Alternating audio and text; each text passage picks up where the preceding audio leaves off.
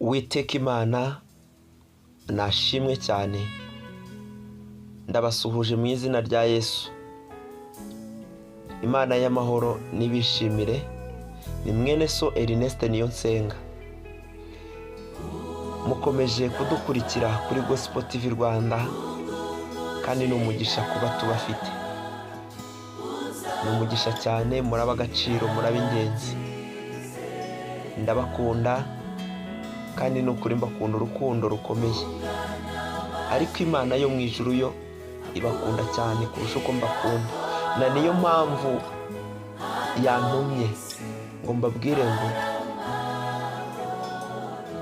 ibyo murimo byababaje Imana, kandi ngo iracyicaye ku ntebe y'imbabazi, ngo ariko igihe kirageze ngo imanuke ize guhemba ndetse no guhana, ize gukura urukungu mu masaka, ize gutandukanya intama n'ihene. Iryo ni ijambo ry'Imana, ni ubutumwa. Tugiye gusoma iri jambo ryanditse mu gitabo cy'umuhanuzi Yeremiya, igice cya 7 umurongo wa 8 turageza ku murongo wa 14. Mwumve neza icyo Imana ishaka, mwumve neza umujinya Imana igiye gusuka ku bantu banze kwihana, bakanga kumva, ab'Imana yahamagaye bakanga kwitaba, ab'Imana yatumyeho abahanuzi, abumvishije ijambo, abagiye gusenga bakirengagiza ubutumwa bwiza. Mwumve akaga bikururiye, ariko reka nkubwire, Imana iravuga ngo iracyicaye ku ntebe y'imbabazi, kandi n'umutunzi w'imbabazi nyinshi.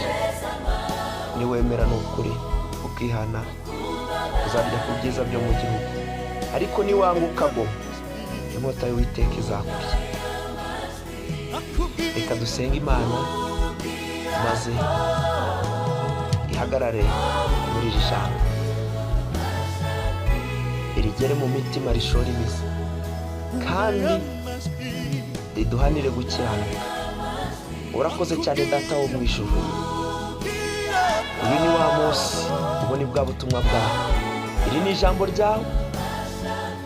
Ndasenze kugira ngo imbaraga z'Umwuka Wera ziherekeje iri jambo zigere ku muntu wese uzaryumva, kandi ubu butumwa bwawe umuntu wese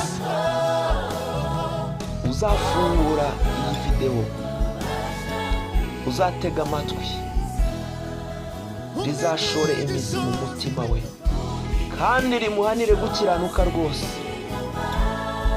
Uriherekereshe imbaraga zikiza, urekereshe imbaraga z'igitinyiro cyawe, mu izina rya Yesu Kristo. Umwuka Wera naganze kandi atuyobore muri byose. Urakoze cyane Data wa twese, urakoze cyane Yesu, urakoze. Amena, amena, amena bene Data, amena barokore, amena abakristo. Muraho neza torero ry'Imana, amahoro y'Imana nabane namwe. Reka dusome ijambo ryanditse mu gitabo cy'umuhanuzi Yeremiya, igice cya 7 tera ku murongo wa 8. Umutwe w'amagambo uravuga ngo Imana ihinyuza idini y'uburyarya ibahanurira ibyago. Imana ihinyuza idini y'uburyarya ibahanurira ibyago. Soma mu izina rya Yesu. Dore mwiringira amagambo y'ibinyoma atagira akamaro. Mbese mwakiba mukica mugasambana, mukarahira ibinyoma, mukosereza Bali imibavu, mugakurikiza izindi mana mutigeze kumenya, maze mukaza mukampagarara imbere muri iyi nzu yitiriwe izina ryanjye, mukavuga muti turakijijwe, ariko ari ukugira ngo mubone gukora ibyo bizira byose. iyi nzu yitiriwe izina ryanjye mbese ihindutse isenga ry'abambuzi mu maso yanyu. Dore njye ubwanjye narabibonye, ni ku Uwiteka avuga. Ariko noneho nimugende mujya ahahoze ari iwanjye h'ishiro, aho nabanje guhera izina ryanjye ubuturo, kandi mwitegereze uko nahagenje bahoye gukiranirwa kw'abantu banjye ba Isiraheli.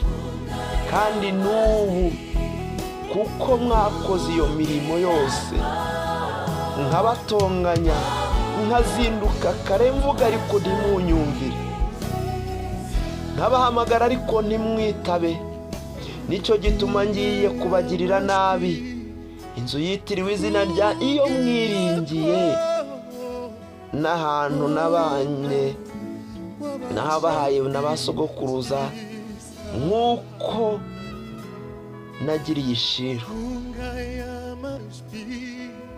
Nibyo ngibyo, ibi ntabwo ari amena, kuko Imana irababaye. Ijambo ry'Imana riratubwiye ngo mbese mwakiba, mukica, mugasambana, mukarahira izina ry'Uwiteka Imana mu binyoma, mugakorera Imana mutigeze kumenya, mwarangiza mukaza imbere mugahagarara imbere y'Imana mu nzu y'Imana, mukajya muri korari mukabwiriza ubutumwa bwiza, mwarangiza mukavuga muti Imana turayizi kandi turakijijwe. Ayiwe, Imana ahiri irababaye, Imana ahiri irashavuye, ibabajwe n'umwana w'umuntu wanze kwihana, bamaramaze.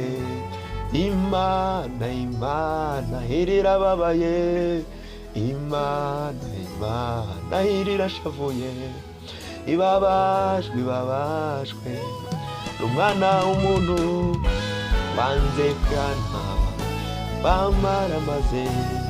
Abantu b'iyi minsi baradamaraye, ubu bahugiye mu bidafite umumaro. Be mugenzi wowe uhagaze, ko Imana yacu ije kujyana itorero. Ukiranuka agumya akiranuke, umunyabyaha areka ibyo yibwira, kuko iminsi turimo iraruhije umugenzi ugana mu ijuru. Mene data, Imana irababaye, Imana irababaye, ibabajwe n'umwana w'umuntu wanze kwihana ngo amare amase. Ibyo byose urabikora ikakureka, ukagira ngo ihwanyije nawe ubwenge, ariko iraje ibishyira ahagaragara ibyo wakoreye mu rwihisho,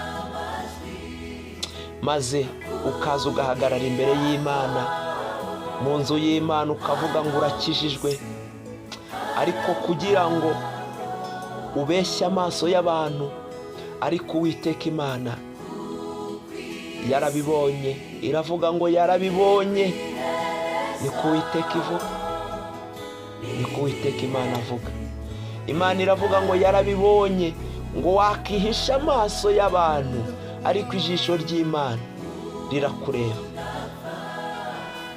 Ijisho ry'Imana rirakureba, iyi nzu yitiriwe izina ryanjye, ngo mbese ihindutse isega ry'abambuzi mu maso yanyu. Ariko wene data, ni gute ukora ibyo bizira byose, warangiza ukavuga ngo urakijijwe, ukabeshya abana b'abantu? Icyo nkundira Imana rero, wabeshya umuntu ariko yo ntiwayibeshya. Irareba cyane we, irareba ikitegereza, imenya agashishi kari mu ibuye ry'umukara munsi y'iryo buye, kandi mu mwijima. Imana yo mu ijuru irabireba ikabyitegereza. Ariko noneho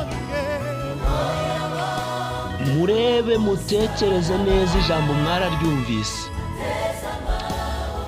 kuko hari ibyo yakoreye ab'Ishilo, hari ibyo yakoreye ab'Isodoma ndetse na Gomora, hari iby'Imana yakoreye ba Datani, ubutaka bwarasamye burabamira. None wowe uri iki? Niko mwene data, wowe uri iki? Mbese uzageza he kuruhanya n'umwuka w'Imana? Imana yo mu ijuru irababaye cyane. Imana irababaye, irashaka ko wihana, irashaka kugarukiraho. Garukiraho mwene data, kuko ikipe uri gukina nayo ntuyizi. Mbese nuhurira n'Imana mu ikorosi, uzahungira he umujinya w'Uwiteka?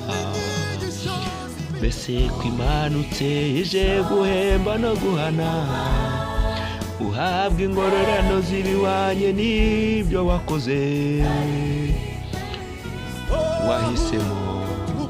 Wahisemo inzira y'ukuri n'ubugingo, ugakurikira Yesu. Hitamo inzira ya nyayo, uhitemo umwami ugomba gukorera. We kujarajara, niba udakonje ntushyuhe, ntubakaze uyase, dore Imana irakurutse. Imana irakurutse. Imana irababaye. Imana irababaye. Imana irashavuye. Imana yari kwishimira kurusha ibindi. Imana yari kwishimira kurusha ibindi ari ukuza abana n'umuntu yaremye, ariko araza aragumye, ayibabaje, ayiteye umugongo. Wihunga Imana. Imana iraguhamagara ngo garukiraho mwana w'umuntu, garukiraho mwana w'umuntu, garukiraho mwana w'umuntu, utazahura nayo mu ikorosi ikakugonga. Utazahura n'Imana mu ikorosi. Imana ituganze, Imana ituganze, Imana ituganze. Kandi mwene data, ni ukuri warumvishe cyane, watumweho n'abahanuzi, wumvishe ijambo ry'Imana ariko winangira umutima. Ariko igihe kirageze kugira ngo Imana ikure intama mu ihene. Ihene zive mu ntama, urukungu ruve mu masaka, ikirayi kiboze kive mu birayi bizima. Igihe kirageze kugira ngo uhabwe ibikwiriye n'imirimo wakoze.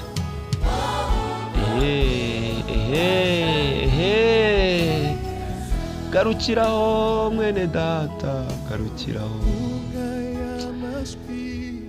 Wowe wumvise ubu butumwa, wowe wumvise ijambo ry'Imana, ugacirwa bugufi n'ijambo, ukagira umuhate n'intimba z'ibyaha wakoze, uwo muhate wo kwihana,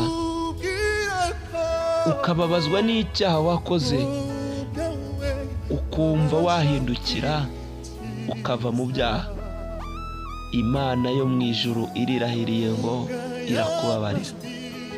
Ariko niba wanze ukagomeza uza utoba umurimo w'Imana, ukivuruguta mu byaha ukaza ku ruhimbi, ukivuruguta mu byaha ukayikora umurimo, ibyo byose ukora ntaho byandikwa.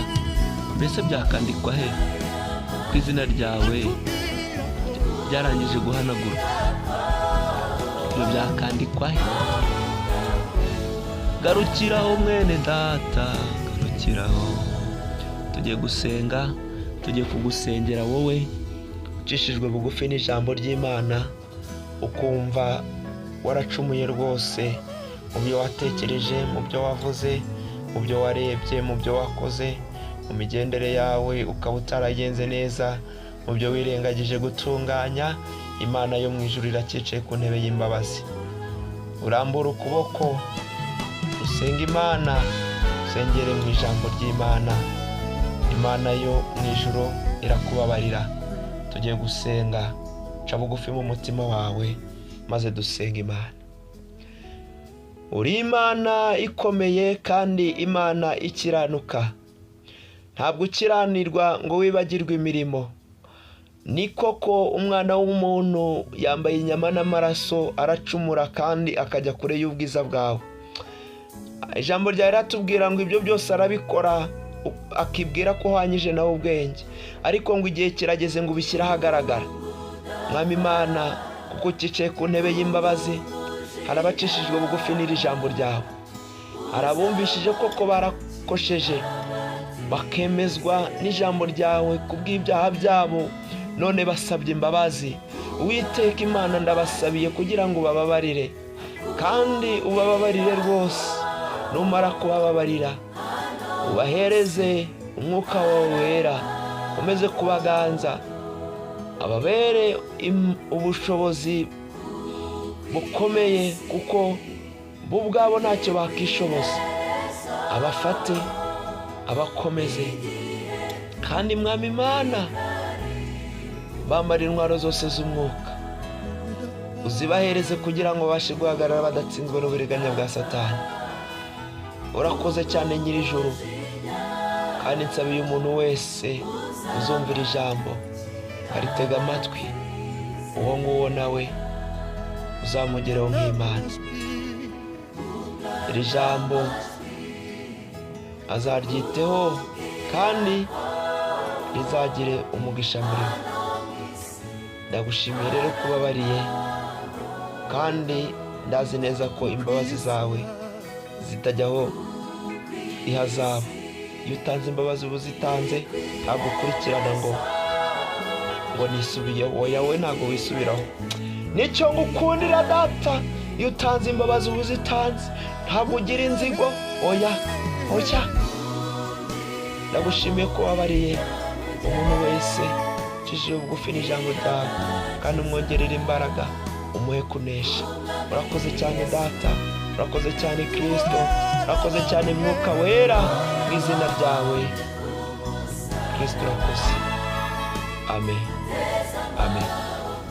Imana yo mu ijuru iguhe umugisha wowe ucishijwe bugufi n'ijambo mu mutima wawe, ukihana, kandi ntuzongere rwose ukundi. Yesu akubabarire, wakira imbabazi z'Imana. Urusaku n'amagambo by'abadayimoni ibiguhunge, bive inyuma zawe. Imana isenye ibyo Satani yari yarubatse mu mutima wawe. Ibyo bintu Satani yubatse mu buzima bwawe, Imana yo mu ijuru ibisenye. Ndasenye mu izina rya Yesu Kristo, mu butware duhabwa n'ijambo ry'Imana. Dusenye ibyo Satani yubatse mu buzima bw'abantu. Ibyo yubatse turabisenya mu izina rya Yesu Kristo. Tubitwikishije umuriro w'Umwuka Wera. Umwuka Wera nubitwike katika jina la Yesu, in Jesus name. Turasenye mu mbaraga z'Imana isumba byose.